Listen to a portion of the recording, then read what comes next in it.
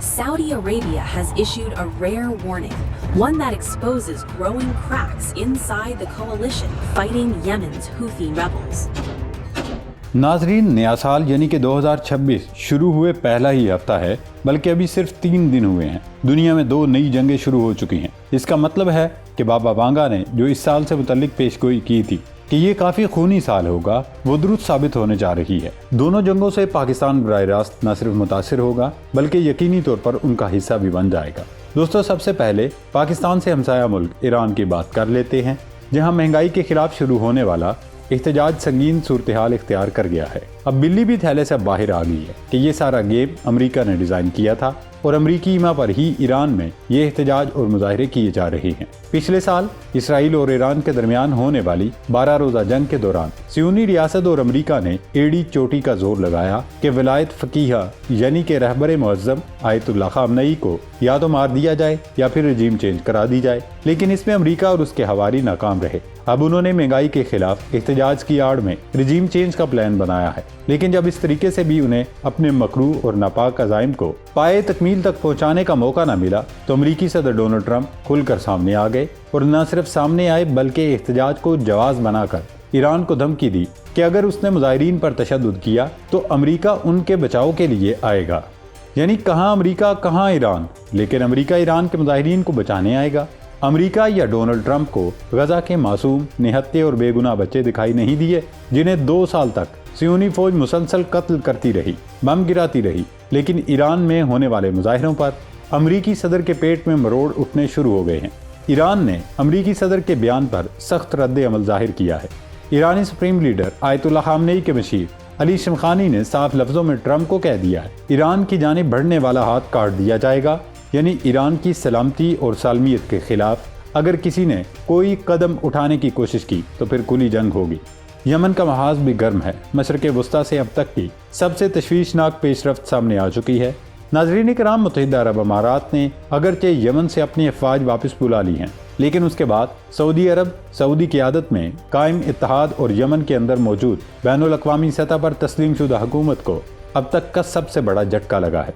एक तरफ सऊदी अरब ने यमन में मुत्तहिदा अरब अमारात के हिमायत याफ्ता ग्रुप STC पर बमबारी की है, जबकि दूसरी जानिब STC ने अपना आखिरी पत्ता खेल दिया है। सऊदी अरब के लिए जो सबसे बड़ी रेड लाइन थी या जिसे सबसे बड़ा खतरा समझा जाता है, उस हवाले से पहला बड़ा कदम उठा लिया गया। यमन के 2 हिस्से होने और एक नए मुल्क के क़याम का ऐलान कर दिया गया है, जबकि सऊदी अरब ने इस ऐलान को सख्ती से मुस्तरद कर दिया है। सऊदी और इत्तेहादी अफवाज ने एक बार फिर यमन पर बमबारी की।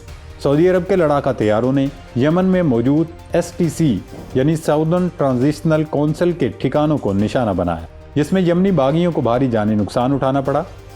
भारत से खबर देंगे, जहां सूरत हाल बहुत ही ज़्यादा गंभीर हो चुकी है। अरबों डॉलर राफेल तैयारों, दिफाई निज़ाम, हथियारों और असले की खरीदारी में झोंकने वाली मोदी सरकार के पास फौजियों की फलाह बहबूद हत्ता कि उनके इलाज तक के पैसे मौजूद नहीं हैं। मोदी सरकार के रवैये और पॉलिसियों के खिलाफ भारतीय फौज सिरापा एहतजाज हैं। कांग्रेस ने इस सारे मामले को टेक अप कर लिया है। मोदी के खिलाफ महाज बन चुका है। नाजरीन, अगर मजमूई तस्वीर देखी जाए तो ये तमाम वाक़यात महज इत्तफाक नहीं बल्कि एक बड़ी आलमी बिसात के मोहरे हैं। आलमी ताकतें एक बार फिर दबाव, अदम इस्तेहकाम और प्रॉक्सी तनाज़ात के जरिए अपने मफादात हासिल करने की कोशिश कर रही हैं। मशरक़ वस्ता हो या जनूबी एशिया, ताकत का तवाज़ुन तेज़ी से बदल रहा है और इस तब्दीली का बराह रास्त असर पाकिस्तान जैसे ममालिक पर पड़ना नागुज़ीर है। ऐसे हालात में पाकिस्तान के लिए सबसे बड़ा चैलेंज जज्बात की बजाय हिकमत और रद्द अमल की बजाय पेशबीनी है। हमें न सिर्फ अपनी सरहदों बल्कि अपनी मुईशत, दाखिली इस्तेहकाम और सफारती महाज को भी मजबूत रखना होगा। आने वाले दिन ये तय करेंगे कि कौन सी रियासतें हालात के दबाव में बिखरती हैं और कौन सी दानिशमंदाना फैसलों से खुद को महफूज रखती हैं। नाजरीन, भारत से ही आगाज़ कर लेते हैं, जहाँ सूरत हाल ये है कि प्राइवेट अस्पतालों ने फौजियों को दाखिल करने से इनकार कर दिया है। यानी कि इंडिया में अब फौजी अपना इलाज तक नहीं करवा सकते। पहले आप ये बयान सुनिए। टोटल 72 लाख बेनिफिशियरी हैं ex serviceman contributory health scheme के, जिनमें से 20 लाख बेनिफिशियरीज के बिल्स पेंडिंग है। 9,000 करोड़ से ज्यादा पेंडेंसी है। दर्द देने वाली एक इंफॉर्मेशन थी। ये साहब कोई आम शख्सियत नहीं बल्कि इंडियन फौज के रिटायर्ड कर्नल हैं। कर्नल रोहित चौधरी साहब भारतीय अपोजिशन जमात कांग्रेस के साबिक सर्विसमैन डिपार्टमेंट के हेड भी हैं।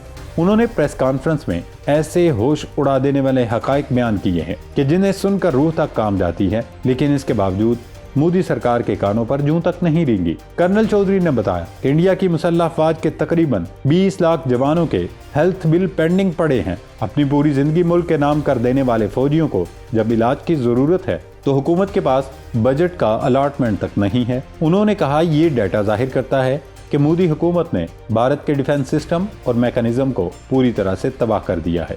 उन्होंने मुख्तलिफ अस्पतालों के नाम लेकर बताया कि इन अस्पतालों के बिल 1 साल से ज्यादा अरसे से पेंडिंग हैं और अब ये साबिक फौजी एहलकारों को एडमिट तक नहीं करते। यानी अगर कोई एहलकार इमरजेंसी की सूरत में अस्पताल जाए तो वो या तो पैसे जमा कराने का बोलते हैं या फिर इलाज करने से इनकार कर देते हैं। नाज़रीन, एक ऐसा मुल्क जहां फौजियों के इलाज तक के पैसे नहीं हैं, उसकी जानिब से अरबों डॉलर राफेल तैयारे खरीदने, करोड़ों डॉलर्स रूस से S-400 खरीदने पर उड़ा दिए जाते हैं। अमेरिका से F-35 खरीदने की डील की जा रही है। फौजी मशकों के नाम पर हजारों करोड़ों रुपया खर्च किया जा रहा है, लेकिन फौजियों को इलाज की सहूलत तक फराहम नहीं की जाती। ये जाहिर करता है कि मोदी एंड कंपनी क्या क्या तरजीहात हैं और क्यों भारतीय फौज जंग के मैदान से भाग जाती हैं। चीन से सामना हो या फिर पाकिस्तान से, हमेशा इंडियन फौजी लड़ने से कतराते हैं और अब तो सूरत हाल ये बनती दिखाई दे रही है कि वो शायद बांग्लादेश का भी मुकाबला न कर सकें।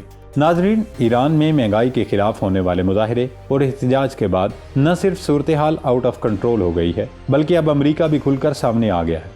अमेरिकी सदर ट्रंप ने ईरान को धमकी दी है कि अगर ईरान ने पुरअमन मुजाहिरीन पर तशद्दुद किया तो अमेरिका उनके बचाव के लिए आएगा। ट्रुथ सोशल पर अपने पैगाम में ट्रंप का कहना था कि हम मुजाहिरीन को बचाने जाने के लिए मुकम्मल तौर पर तैयार हैं। ईरान में गुज़श्ता कई रोज से महंगाई और करेंसी की कदर गिरने के खिलाफ मुजाहरे जारी हैं और गुज़श्ता रोज ईरानी सिक्योरिटी फोर्सेज के साथ झड़पों में 8 मुजाहिरीन हलाक हो गए थे, जबकि 30 मुजाहिरीन को गिरफ्तार भी किया गया था। ट्रंप की धमकी के जवाब में ईरानी सुप्रीम लीडर आयतुल्लाह खामनेई के मशीर अली शमखानी ने सख्त रद्द अमल दिया है। उन्होंने कहा, ईरानी अवाम इराक और अफगानिस्तान से लेकर गजा की पट्टी तक अमरीकी बचाव के तजर्बे को अच्छी तरह जानती हैं। बहानों से ईरान की सिक्योरिटी में मुदाखलत करने वाला या उसके करीब आने वाला हर हाथ पहुंचने से पहले ही काट दिया जाएगा और उसका जवाब कड़ी मुज़ाहमत के साथ और महंगा होगा। ईरान की जानिब से वाज़े कर दिया गया है, ईरान की कौमी सलामती रेड लाइन है, उसे किसी सूरत अबूर नहीं करने देंगे। ईरानी पार्लिमान के साबिक स्पीकर अली लारिजानी ने कहा कि इसराइल और अमेरिका मुजाहिरों को हवा दे रहे हैं। नाजरीन, अब मशरिक़ वुस्ता का जिक्र करें, जहां मुत्तहिदा अरब अमारात ने तस्दीक की है कि उसकी आखिरी फौजी खेप भी यमन से रवाना हो चुकी है।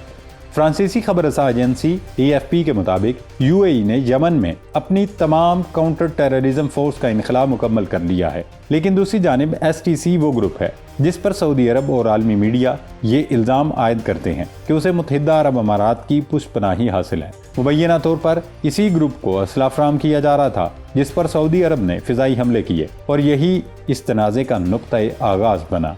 दिसंबर 2025 में STC ने हज़र मौत की सबसे अहम बंदरगाह पर कब्जा कर लिया था। जनूबी यमन के कई इलाकों पर STC तेजी से काबिज होती जा रही थी, जबकि सऊदी हिमायत याफ्ता हुकूमत कमज़ोर पड़ती जा रही थी। इसी पस मंज़र में सऊदी अरब ने अपनी हिमायत याफ्ता हुकूमत को मजबूत करने का फैसला किया और फिर ये सारा फड्डा शुरू हुआ। अब सऊदी क़यादत में इत्तेहाद ने ऐलान किया है कि इसकी बहरिया बहरे अरब में तैनात कर दी गई है। लड़ाई अब शहर सिओन तक पहुँच चुकी है और एयर बेसिस और एयरपोर्ट्स को भी निशाना बनाया गया है।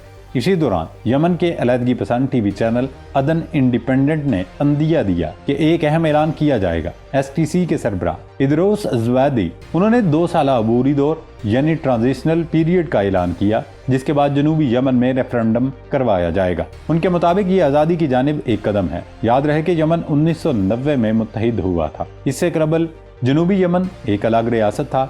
हालिया पेशरफ्त इस बात की तरफ इशारा कर रही है कि STC जनूबी यमन की आज़ादी की जानिब अमली कदम उठा चुकी है, जिससे न सिर्फ बैनुल अक़वामी कानून बल्कि खित्ते के अमन को भी शदीद खतरात लाहक हो गए हैं। इस वक्त अल जज़ीरा की हेडलाइन है कि सऊदी अरब की सरहद के करीब मशरकी यमन में शदीद लड़ाई शुरू हो चुकी है। ये पूरा खित्ता इलाकाई ताकतों के लिए एक स्ट्रेटजिक लीवरेज बन चुका है। इस वक्त पाकिस्तान के लिए बहुत ही कठिन और मुश्किल सूरत हाल है। पाकिस्तान के लिए मुत्तहिदा अरब अमारात और सऊदी अरब दोनों काबिले एहतराम ममालिक हैं और पाकिस्तान के दोनों के साथ अच्छे ताल्लुकात हैं। इसके अलावा पाकिस्तान का सऊदी अरब के साथ दिफाई ताअवुन का एग्रीमेंट भी मौजूद है। इसलिए पाकिस्तान के लिए ये मसला इतना सादा नहीं कि वो खुद को मुकम्मल तौर पर अलग रख सके। पाकिस्तान ने अपने बयान में वाज़ेह किया है कि वो अपनी इस कमिटमेंट पर कायम है कि सऊदी अरब के दिफा में खड़ा होगा, लेकिन अब सवाल ये है कि पाकिस्तान इस वक्त ऐसा क्या कदम उठाएगा जिससे सऊदी अरब और यूएई दोनों को खुश रख सके। क्योंकि अगर पाकिस्तान गैर जानिबदार रहता है तो फिर सऊदी अरब से किया गया मुआहदा खत्म हो जाएगा, और अगर सऊदी अरब का साथ दिया तो फिर यूएई के शेख नाराज हो जाएंगे। लिहाजा इस वक्त हर कदम फूंक फूंक कर रखने की जरूरत है। अल्लाह रब्बुल इज्जत पाकिस्तान का हामी और नासर हो। पाकिस्तान जिंदाबाद।